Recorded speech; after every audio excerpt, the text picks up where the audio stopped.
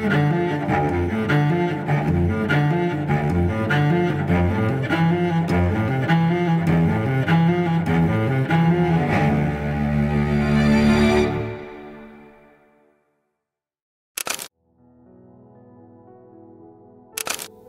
Bapak Ibu sekalian, kita melanjutkan hari ini Terang Bagi Jalanku. Kita akan baca dari Injil Lukas pasal 20, mulai dari ayat 20 sampai dengan ayat yang ke-44.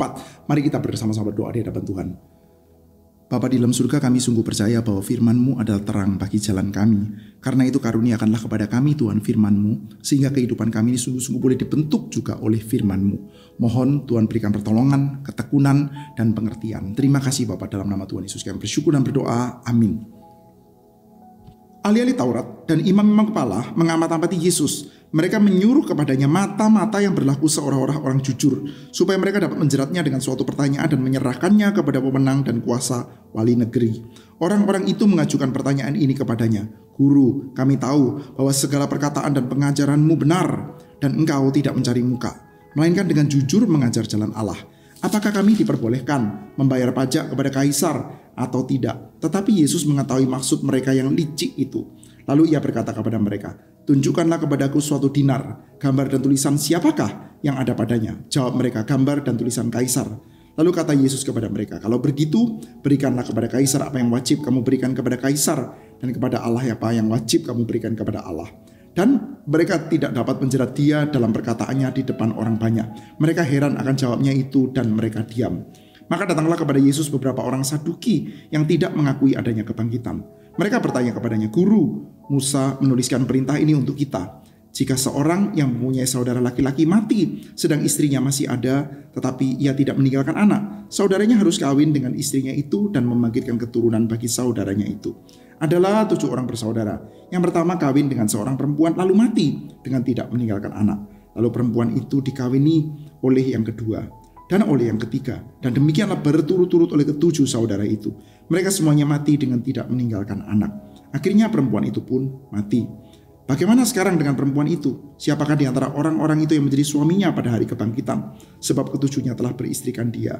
Jawab Yesus kepada mereka, orang-orang dunia ini kawin dan dikawinkan, tetapi mereka yang dianggap layak untuk mendapat bagian dalam dunia yang lain itu dan dalam kebangkitan dari antara orang mati, tidak kawin dan tidak dikawinkan, sebab mereka tidak dapat mati lagi. Mereka sama seperti malaikat-malaikat dan mereka adalah anak-anak Allah, karena mereka telah dibangkitkan. Tentang bangkitnya orang-orang mati, Musa telah memberitahukan dalam Nas tentang semak duri, di mana Tuhan disebut Allah Abraham, Allah Ishak, dan Allah Yakub. Ia bukan Allah orang mati, melainkan Allah orang hidup, sebab di hadapan Dia semua orang hidup. Mendengar itu beberapa ahli Taurat berkata, Guru, jawabmu itu tepat sekali. Mereka tidak berani lagi menanyakan apa-apa kepada Yesus. Tetapi Yesus berkata kepada mereka, bagaimana orang dapat mengatakan bahwa Mesias adalah anak Daud? Sebab Daud sendiri berkata dalam kitab Mazmur, Tuhan telah berfirman kepada Tuanku, duduklah di sebelah kananku, sampai kubuat musuh-musuhmu menjadi tumpuan kakimu. Jadi Daud menyebut dia tuannya. Bagaimana mungkin ia anaknya pula? Sampai di sini pembacaan Alkitab kita.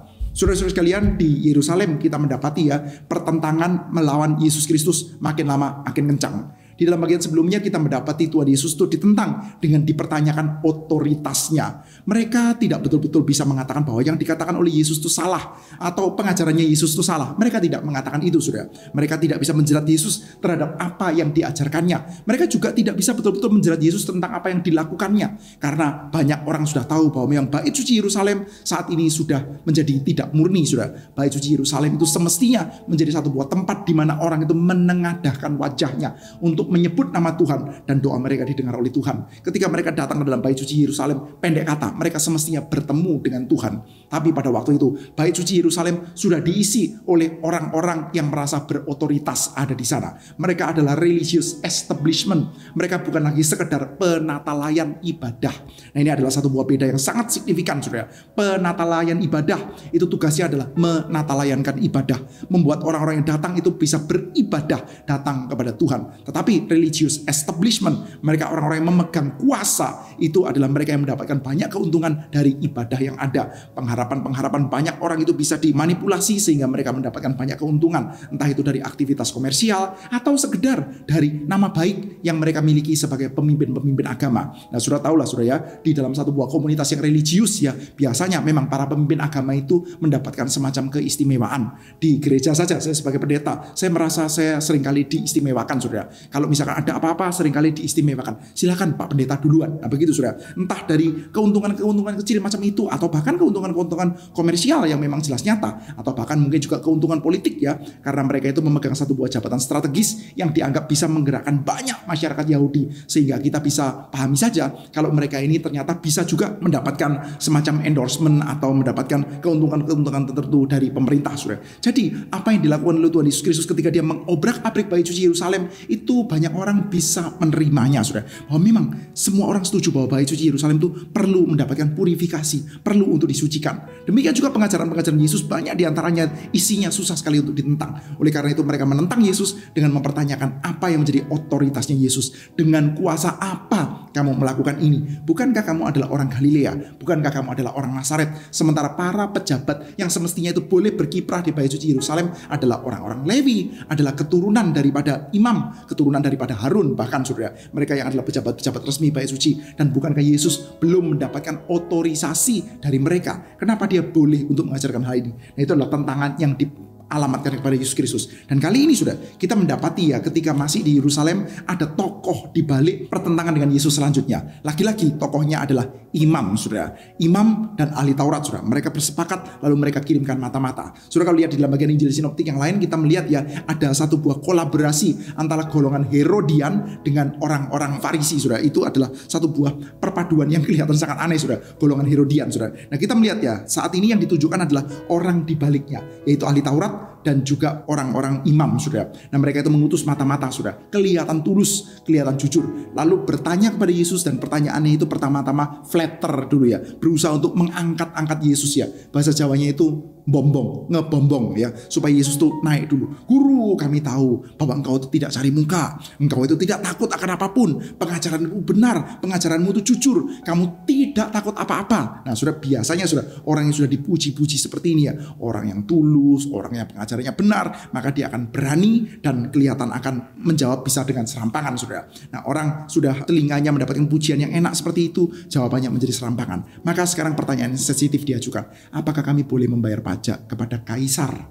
Ini pertanyaan sensitif, sudah. Pajak itu menjadi urusan yang sensitif, bukan sekedar karena permasalahan ekonomi juga sih, sudah. Tapi bukan sekedar karena masalah ekonomi. Sudah bisa mengingat, sudah, kata-kata para pemungut cukai itu kan kata-kata yang seringkali negatif, sudah. Kata-kata yang seringkali dikaitkan di dalam satu buah golongan yang sama ya, para orang-orang berdosa, para pelacur, para pemungut cukai, saudara. Seringkali dikategorikan sebagai satu buah golongan yang sama itu. Those sinners, para pemungut cukai, saudara. Cukai atau pajak, saudara, itu menjadi satu buah urusan yang sangat sensitif, saudara. Kenapa? Tentu saja secara perekonomian itu punya dampak yang langsung, saudara. Apalagi seringkali ya pajak tidak dipungut dengan adil ya. Orang-orang yang tidak punya penghasilan yang tinggi, orang-orang yang lemah, mereka semakin dipajekin, saudara. Semakin dipajekin, semakin diperas, saudara. Dan mereka juga tidak bisa melawan, sudah. Mau melawan dengan cara bagaimana, sudah. Sistem hukum sudah sangat kacau. Mereka itu kalau tidak punya kuasa juga tidak bisa menentang para penguasa, sudah. Maka pajak pertama-tama memang adalah urusan yang sensitif, karena itu berkaitan langsung dengan kehidupan mereka. Tetapi secara ideologi, sudah, pajak itu juga adalah urusan yang sensitif. Karena ketika mereka membayar pajak kepada kaisar, hal itu mengingatkan bahwa saat ini kami sedang ada di bawah kewajiban kami terhadap kaisar. Khususnya sudah orang-orang Yahudi yang sangat ortodoks yang mereka berpikiran kewajiban kami adalah kepada Tuhan. Dan kalau ada raja yang mana kami punya kewajiban kepada dia, raja itu harus dari keturunan Daud. Itu yang mestinya mereka percayai, sudah. Bukankah Tuhan Allah itu berjanji bahwa keturunan Daud itu yang akan menjadi raja? Sejak di dalam kitab 2 Samuel pasal 7 ayat 13 dikatakan bahwa keturunan Daud yang akan memerintah orang-orang Israel. Tapi saat ini kami harus memberikan dinar kami harus memberikan uang kami kepada pejabat kafir. Kamu harus memberikan pajak kami kepada kaisar. Maka inilah satu buah isu yang sangat sensitif. Saudara-saudara sekalian, ada penafsir yang mengatakan ya, di dalam pembukaan Injil Lukas ada catatan tentang sensus penduduk, sudah. Dan sensus penduduk itu adalah satu buah tindakan yang sekali lagi juga dipercayai menyangkut urusan pajak. Kenapa sih kok orang itu harus punya pencatatan yang rapih? Kenapa pencatatannya itu harus benar, sudah? Kenapa saya perlu tahu orang di dalam kota ini nama-namanya siapa saja, siapa yang sekarang sudah dilahirkan, siapa yang sekarang menjadi dewasa, siapa yang sekarang menjadi wajib pajak, siapa yang akhirnya sudah mati, sudah, itu harus rapih. Pendek kata, siapa yang harus menjadi wajib pajak? Siapa yang bisa saya masukkan ke dalam wajib militer, saudara? Tapi urusan pajak, saudara, itu adalah urusan yang serius ya. Ini menunjukkan bahwa saya sedang berada di bawah pemerintahan Romawi. Sementara itu, saudara, kebencian kepada Romawi, kebencian kepada pemerintah, saudara, itu menjadi satu buah kebencian yang kerap kali muncul, saudara. Kerap kali muncul, meletup di sini, meletup di sana. Nggak harus karena pemerintah jahat. Pemerintahnya sih memang tidak terlalu baik ya, saudara ya. Tetapi nggak harus karena pemerintah jahat. Kenapa, saudara? Tapi secara teologis, mereka punya pemikiran bahwa mereka ini harusnya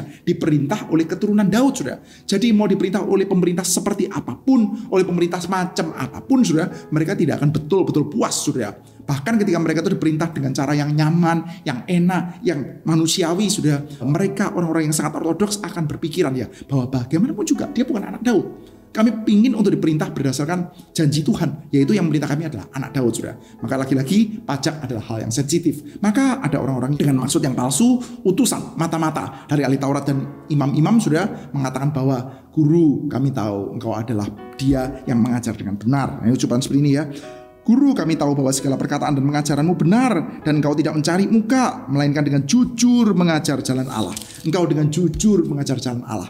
Dan sekarang, sudah di dalam momen-momen mendekati Paskah, ada di Yerusalem. Maka, sudah kita bisa membayangkan ya, pengharapan tentang anak Daud, pengharapan tentang kemenangan, pengharapan tentang Mesias, musuh dikalahkan, itu menjadi satu buah pengharapan yang makin lama makin memuncak, sudah. Dan di tengah-tengah keadaan seperti ini, Yesus diberikan satu buah pertanyaan. Apakah kami boleh membayar pajak kepada Kaisar? Kamu kan jujur ya, kamu benar, kamu tidak mencari muka, kamu tidak mencari amanmu sendiri. Maka sekarang di tengah-tengah banyak masyarakat yang punya pengharapan besar dari Sang Mesias, kita akan mengalahkan musuh. Sekarang ditanya, boleh bayar pajak enggak? Nah, ini dilema, sudah. Kalau dikatakan boleh membayar pajak, orang-orang mungkin akan merasa, nah ini Mesias macam apa kayak begini? Tetap akan mengatakan berarti kita terus tunduk kepada Romawi. Tapi kalau mengatakan tidak boleh membayar pajak, wah itu bisa bahaya juga ya. Karena nanti bisa terjadi kerusuhan. Nah, itu kalau banyak orang yang mengikuti dia, wah itu nanti Romawi akan bisa menghasilkan permusuhan. Atau dari golongan-golongan Yahudi yang moderat, golongan-golongan Yahudi yang mengatakan bahwa ya udahlah, kita itu koeksis saja dengan pemerintahan kafir. Udahlah, kita bisa ibadah, tapi pemerintahan kafir juga terus jalan, ya sudah. Nah, biasanya mereka ini tidak terlalu suka dengan golongan ekstrim. Jadi sudah, apapun jawaban Yesus Kristus ya, ketika dia mengatakan boleh membayar atau mengatakan tidak boleh membayar, maka paling tidak, sudah, kalaupun tidak terjadi kerusuhan, paling tidak hati masyarakat itu akan terbelah. Saya ikut dia atau tidak ikut dia, ikut dia atau tidak ikut dia, dia akan terbelah, sudah. Akan ada golongan yang percaya kepada salah satunya, sudah. Tetapi Tuhan Yesus sudah memberikan satu buah jawaban yang tulus, sudah, tapi juga sekaligus pintar. Tuhan Yesus pernah mengatakan ya, aku akan mengutus kamu di tengah seperti domba di tengah serigala, karena itu kamu itu harus cerdik seperti ular, tulus seperti merpati. Yesus Kristus tulus, jawabannya dia benar, sudah. Maka dia katakan, keluarkan, tunjukkan pada saya 1 dinar. Dan orang itu punya dinar, sudah ya. Tunjukkan kepadaku suatu dinar. Gambar dan tulisan siapakah yang ada padanya? Jawab mereka, gambar dan tulisan Kaisar. Orang itu memegang dinar. Orang itu sehari-hari sudah berjual beli, hidup di bawah dinar yang ada gambar dan tulisan Kaisar, sudah. Dan orang-orang Yahudi sudah mempercayai bahwa jika Mesias itu sungguh-sungguh datang dan melakukan apa yang dia harus lakukan, sudah, maka kerajaan dunia ini akan dihancurkan dan kerajaannya diganti dengan kerajaan anak Daud, sudah. Ada satu buah catatan, sudah, di dalam pemberontakannya, kalau saya tidak salah, sudah, Bar Kokhba. Nanti mereka akan membuat satu buah koin sendiri, sudah. Koin yang tidak ada gambar Kaisar di sana. Itu yang dipercayai. Tidak ada gambar, tidak ada tulisan Kaisar. Bahkan di dalam koin itu ada gambar bait suci Yerusalem, sudah. Meskipun akhirnya itu hancur ya. Setelah tahun pertama, tahun kedua ya, di dalam koinnya ada tulisannya AD 1 ya. The year of the Lord, tahun pertama, tahun kedua, tahun ketiga, sudah. Tetapi setelah itu dihancurkan sama Jenderal Titus, habis, sudah selesai, sudah. Tapi intinya pernah ada koin, di mana koin itu nggak ada gambar Kaisar, adanya capnya bait suci Yerusalem. Mereka menanti-nantikan, mereka percaya bahwa Mesias ketika bertindak dengan sungguh-sungguh, maka nggak akan ada lagi koin yang ada gambar Kaisar. Sekarang, you punya apa? Koin yang ada gambar Kaisarnya. Maka Yesus Kristus mengatakan, kamu harus berikan kepada Kaisar apa yang harus kamu berikan kepada Kaisar, dan berikan kepada Tuhan apa yang harus kamu berikan kepada Tuhan. Nah, maka sudah, bagi mereka sudah yang pro kepada Yesus, mereka akan pikir-pikir, nah ini berarti boleh dong bayar pajak kepada Kaisar. Tunggu dulu, tetapi akan ada waktunya. Sekarang kamu keluarkan dinar. Dinarnya ada gambar kaisar. Ada waktunya ketika sang Mesias ini bertindak, nggak ada lagi dinar seperti itu. Jadi until that time, kamu masih boleh membayar pajak kepada kaisar. Paling tidak sudah, orang yang mendengarnya, mereka bisa punya persepsi semacam seperti itu sudah. Tetapi sudah sebetulnya jawaban Yesus adalah jawaban yang tulus juga. Bukan jawaban yang mau escape saja sudah. Memang di tengah-tengah dunia ini sudah seringkali sudah kita mesti deal dengan kerajaan-kerajaan dunia ini yang juga bahkan ya kita percaya seluruh kerajaan dunia itu berada di bawah kekuasaan Allah. Maka ada kewajiban-kewajiban yang kita mesti kerjakan. Demikian juga sudah kita mesti ngerti bahwa seluruh aspek kehidupan kita semestinya kita baktikan kepada Tuhan. Maka kita bisa kok melakukan hal-hal yang kita mesti lakukan di dalam kewajiban-kewajiban kita di dalam dunia ini. Kita boleh nggak saat ini hidup sebagai warga negara yang baik? Boleh. Warga negara yang taat kepada hukum di Republik Indonesia? Boleh. Kadang-kadang sudah ada bagian-bagian hukum yang memang mau tidak mau mesti kita tabrak sudah. Andai sudah. Di Indonesia ini ada hukum. Ada undang-undang yang melarang orang Kristen untuk beribadah. Kita perlu tabrak itu sudah. Hukum seperti itu harus ditabrak. Terus kalau ditabrak gimana? Kita jadi kriminal. Iya, jadi kriminal seperti kayak Daniel sudah. Tetapi sudah banyak aspek di dalam hukum kita di dalam Indonesia ini sudah, di mana kita bisa jalankan sebagai warga negara yang baik, warga negara yang decent saja, yang normal saja, yang baik saja. Nah maka sudah kita bisa hidup sebagai warga Indonesia yang baik, sekaligus kita juga bisa hidup dengan mempersembahkan seluruh kehidupan kita bagi Tuhan sudah. Sebetulnya itu nggak harus conflicting sudah. Dan jawaban Tuhan Yesus tepat diberikan kepada mereka. Adapun mereka yang golongan sangat ekstrim sudah, ketika mereka mendengarkan ucapan Tuhan Yesus itu, mereka mengatakan, mereka bisa mendengarnya dengan cara seperti ini. Oh oke. Sekarang masih ada koin yang ada gambar kaisarnya. Selagi kita menunggu dia ini melakukan tindakan-tindakan yang besar, kita bayar pajak dulu kepada kaisar. Mereka bisa mengerti seperti itu juga sudah. Maka setelah itu nggak ada lagi di antara mereka yang bisa pressing pertanyaan lebih lanjut sudah. Tetapi muncul golongan Saduki sudah. Golongan Saduki adalah golongan yang konservatif. Mereka mempercayai sudah Alkitab itu hanya kitab Taurat sudah. Jadi mereka nggak percaya kitab lain selain kitab Taurat. Kitab yang otoritatif yang disebut sebagai firman Tuhan itu hanya Taurat sudah. Dan mereka tidak percaya kebangkitan. Mereka percaya bahwa di dalam kitab Taurat tidak diajarkan kebangkitan. Maka mereka mengajukan satu buah urusan levirate marriage ya, pernikahan yang mana itu kadang-kadang terjadi ya di antara masyarakat Yahudi untuk protect mereka punya properti, tanah yang memang diberikan oleh Tuhan Allah kepada mereka sudah. Maka ada yang namanya levirate marriage. Kalau ada orang menikah, maka belum punya anak, maka ini nanti kan tanahnya itu bisa jatuh kepada orang lain sudah. Sehingga bisa ada orang yang akhirnya dominan lebih kaya, ada orang-orang yang akhirnya bisa sampai miskin sekali sudah. Karena tanah keturunannya itu hilang sudah. Keturunannya, pemilik tanahnya itu jadi hilang karena keturunannya nggak ada sudah. Maka dikatakan ya, ada hukum di mana kalau ada suami istri, mereka itu suaminya meninggal, tapi belum ada keturunannya, belum dibagikan keturunan, maka adiknya itu harus membagikan keturunan. Kalau tetap belum punya keturunan, maka adiknya lagi harus membagikan keturunan, saudara. Ini adalah satu buah sistem yang diberikan untuk urusan pastoral dan juga untuk urusan ekonomi ya, saudara. Ekonomi dan pastoral seringkali kan jadi satu, saudara ya. Yaitu bahwa untuk orang-orang yang menderita, saudara, untuk orang-orang supaya mereka tidak betul-betul kehilangan hartanya dan sebagainya, maka ada yang namanya levirate marriage. Nanti anak pertama yang dibangkitkan oleh adiknya itu adalah anak dari sang kakak. Nah begitu sudah ya.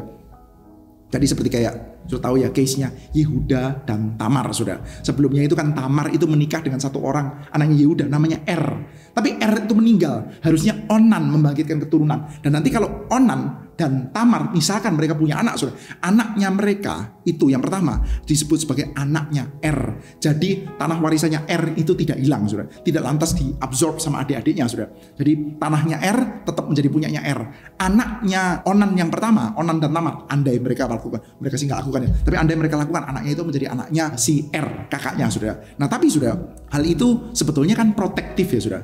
Ketika ada orang yang kedukaan, kehilangan suami, belum punya anak, ini ada urusan pastoral. Dan urusan pastoral ini diatur di dalam masyarakat Yahudi sudah melalui Taurat mereka harus diprotek dengan membangkitkan keturunan bagi kakaknya yang meninggal itu sudah. Nah maka sudah, itu adalah satu buah hukum yang sebetulnya sangat baik untuk melindungi, untuk memberikan satu buah pastoral care sudah. Tapi urusan pastoral care ini kelihatannya jauh sekali dari pikirannya orang Saduki ini sudah. Bahkan urusan yang tragik seperti ini ya bisa sekedar dijadikan wacana sudah untuk menjerat Yesus Kristus. Sudah bayangkan ya, ceritanya itu kayak begini loh. Ada seorang laki-laki dan perempuan menikah, belum punya anak, suaminya meninggal. Terus adiknya membangkitkan keturunan bagi dia. Terus ternyata belum punya keturunan, sudah meninggal juga. Lalu setelah itu yang ketiga, belum punya keturunan, meninggal juga. Sampai 7. Saudara, ini kan most likely gak ada sudah. Tapi kalau ada, ini kan peristiwa tragik ya sudah. Urusan yang super tragis seperti ini mestinya dideketi secara pastoral. Harusnya ada pendekatan pastoral, ada ratapan, ada tangisan, ada air mata, ada doa-doa yang diberikan, saudara. Tapi urusan yang tragis seperti ini cuma dijadikan satu wacana untuk menjerat Tuhan Yesus, saudara. Ini pikiran yang sangat-sangat jahat, saudara. Orang-orang Saduki ini, saudara. Dan Tuhan Yesus mengatakan kamu tidak mengerti kuasa Allah. Kamu tahu, di dalam kerajaan sorga, orang sudah tidak lagi diributkan urusan-urusan seperti itu. Orang yang berbagian di dalam kebangkitan orang mati tidak lagi diributkan dengan urusan-urusan seperti itu. Apalagi kalau urusannya itu adalah harta warisan, tanah yang menjadi milik kepunyaan. Nggak ada. Orang-orang yang sudah dibangkitkan, mereka urusannya bukan itu lagi. Mereka tidak dapat lagi mati lagi. Mereka sama seperti malaikat-malaikat. Mereka adalah anak-anak Allah. Karena mereka telah dibangkitkan. Sudah menjadi anak-anak Allah. Nggak lagi berurusan dengan urusan-urusan seperti itu. Mereka tidak kawin, tidak dikawinkan. Lalu selanjutnya, kalau kamu itu percaya kepada Taurat, ingat ya, di dalam Taurat, di dalam hukum Musa saja. Kamu cuma percaya hukum Musa. Yesus itu tentu saja percaya pada seluruh perjanjian lama ya. Tapi kamu cuma percaya hukum Musa. Di dalam hukum Musa pun, di dalam peristiwa semak perapian yang menyala-nyala, Tuhan Allah menyatakan bahwa aku adalah Allahnya Abraham, Ishak, Yakub. Allah itu Allahnya orang hidup. Allah bukan Allahnya orang mati. Abraham, Ishak, Yakub adalah Dia yang hidup. Bagi Tuhan, semuanya itu hidup. Nanti semuanya akan dibangkitkan, semuanya hidup di hadapan Allah. Oleh karena itu kamu sesat, orang-orang Saduki itu. Dan mendengar jawaban ini sudah partai sebaliknya, sudah, yaitu orang-orang ahli Taurat. Mendengar itu beberapa ahli Taurat berkata, "Guru, jawabmu itu tepat sekali." Sebab mereka tidak berani lagi menanyakan apa-apa kepada Yesus, sudah. Ahli Taurat mengatakan jawabmu tepat sekali, sudah. Dan kemungkinan ahli Taurat ini adalah dari golongan yang mungkin tidak terlalu sepaham ya dengan orang-orang Saduki ini, sudah, yang tidak percaya kebangkitan. Maka Tuhan Yesus, mereka senang ya jawabannya ini. Lumayan lah, kamu berikan jawaban yang tidak setuju kepada orang Saduki. Tetapi sudah selanjutnya Tuhan Yesus memberikan pertanyaan balik. Anak siapakah Mesias itu?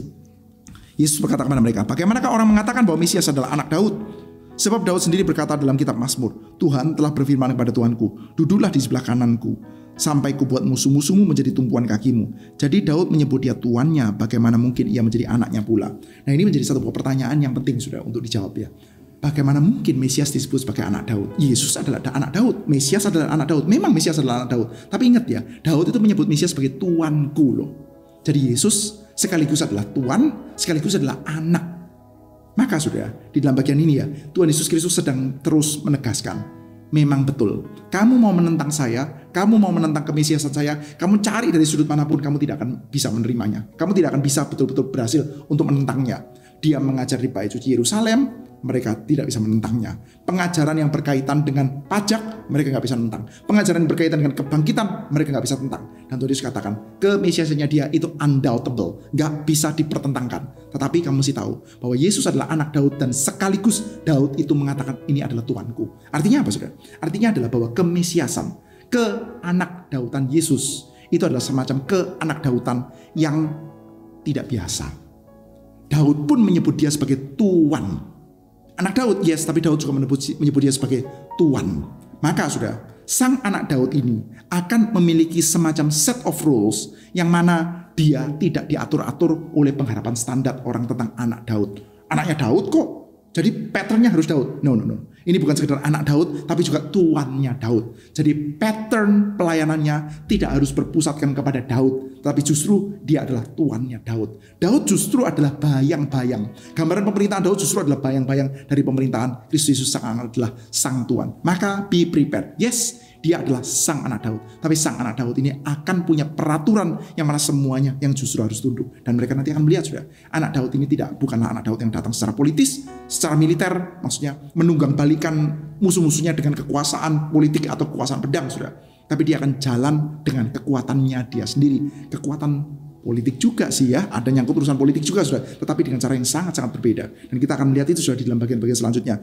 Right, tepat setelah itu sudah di dalam ayat 45 bagian selanjutnya kita akan mulai melihat sudah bahwa sang anak Daud yang juga adalah tuannya Daud ini punya aturan yang seperti apa. Nah, hari ini sudah saya ingin mengajak kita untuk bersama-sama mendoakan satu buah pokok doa, yaitu bahwa kita ingin meminta Tuhan, kiranya Tuhan yakinkan kita bahwa Yesus adalah sang Mesias yang sekaligus mengatur, memberikan set peraturan, sehingga pengharapan kita tentang Yesus, pengharapan kita tentang sang Mesias itu menjadi satu buah pengharapan yang bukan dicocokkan dengan kemauan kita, tapi kemauan kita yang diatur oleh Dia yang adalah sang Tuhan. Baik rekan-rekan sekalian, kita bertemu kembali dalam Terang Bagi Jalanku episode selanjutnya. Tuhan berkati setiap kita, puji Tuhan.